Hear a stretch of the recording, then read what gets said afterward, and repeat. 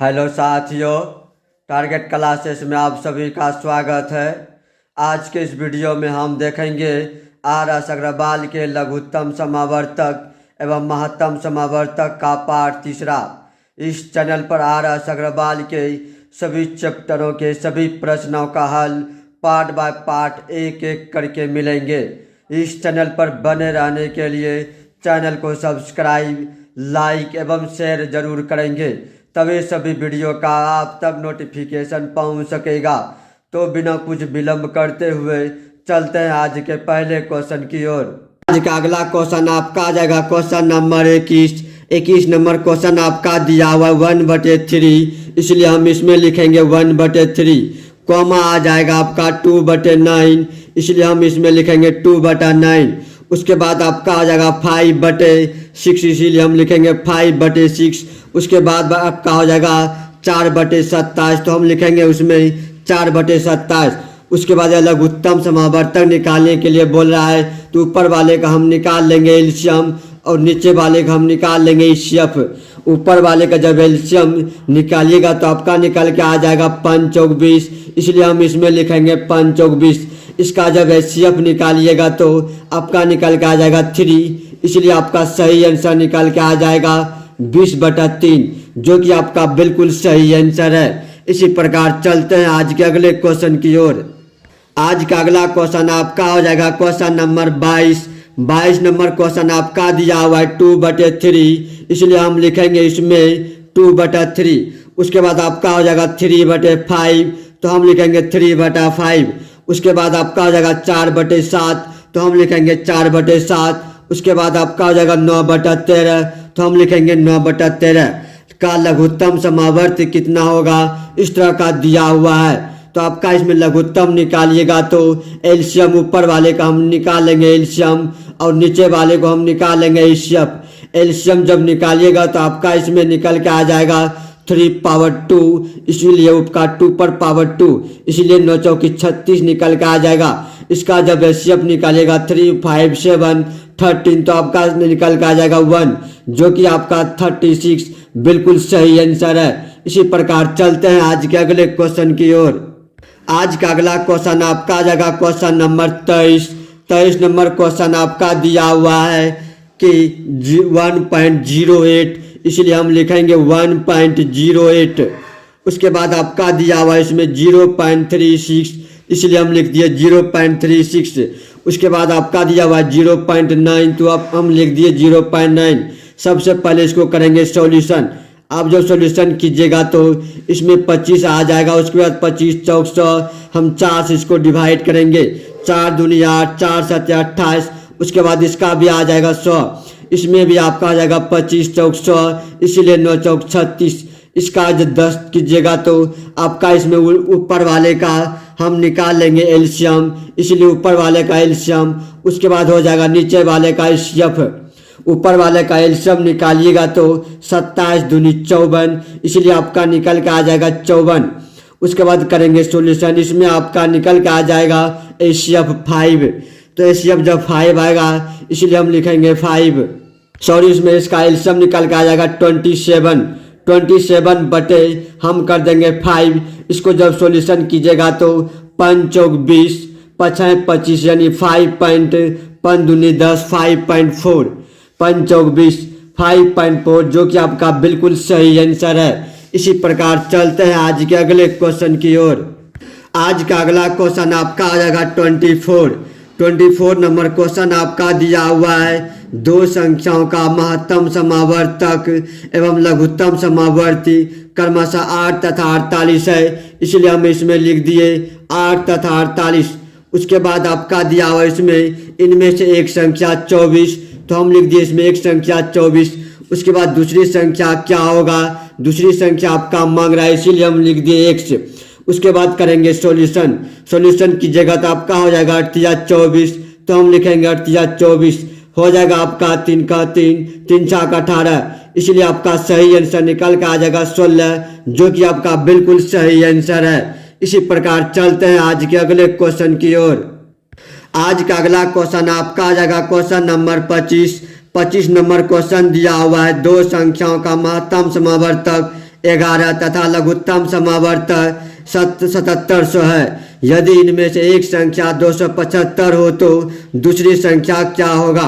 महत्तम समावर्तक 11 दिया हुआ है, इसलिए हम लिख दिए 11। उसके बाद लघुत्तम समावर्तक आपका दिया हुआ है 7700, इसीलिए हम लिख दिए 7700। उसके बाद दिया हुआ इनमें से एक संख्या 275, इसीलिए हम इसमें लिख दिए एक संख्या 275। दूसरी संख्या मांग रहा है, इसीलिए दूसरी संख्या मान लेते हैं x।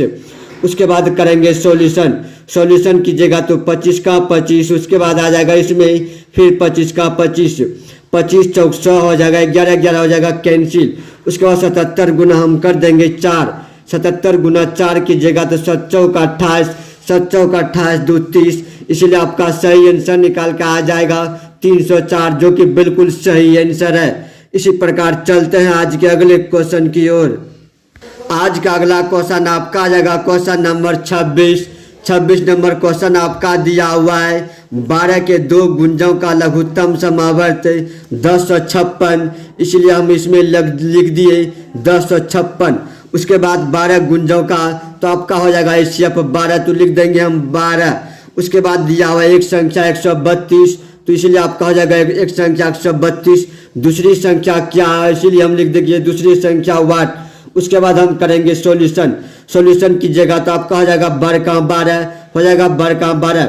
उसके बाद करेंगे सॉल्यूशन कीजिएगा तो 11 से आपका हो जाएगा 11 नंबर 99, उसके बाद हो जाएगा 66, इसलिए आपका सही आंसर निकल के आ जाएगा 96, जो कि आपका बिल्कुल सही आंसर है। इसी प्रकार चलते हैं आज के अगले क्वेश्चन की ओर।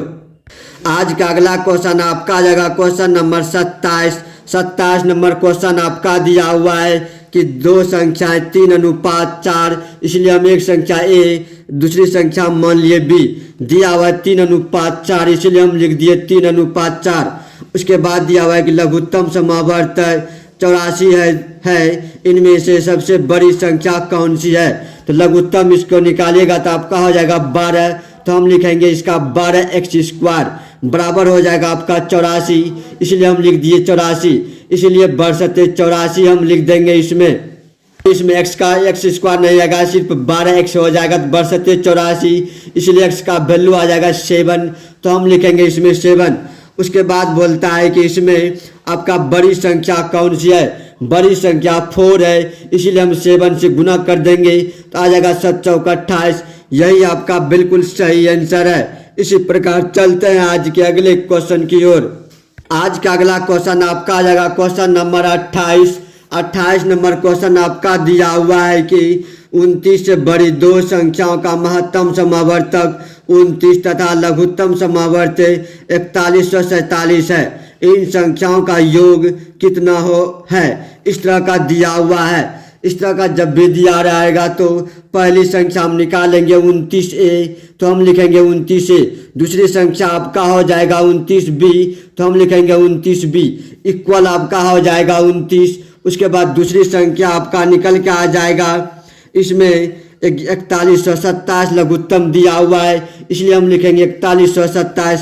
उसके बाद करेंगे सॉल्यूशन, 29 आपका हो जाएगा कैंसिल। उसके बाद जब 29 से कट कीजिएगा तो आपका निकल के आ जाएगा इसमें 143, इसीलिए आपका निकल के आ जाएगा A × B बराबर हो जाएगा 143। इसलिए 43 को हम लिख सकते हैं 11 गुना 3 कॉमा फैक्टर कीजिएगा, जो कि आपका एक LCF आएगा।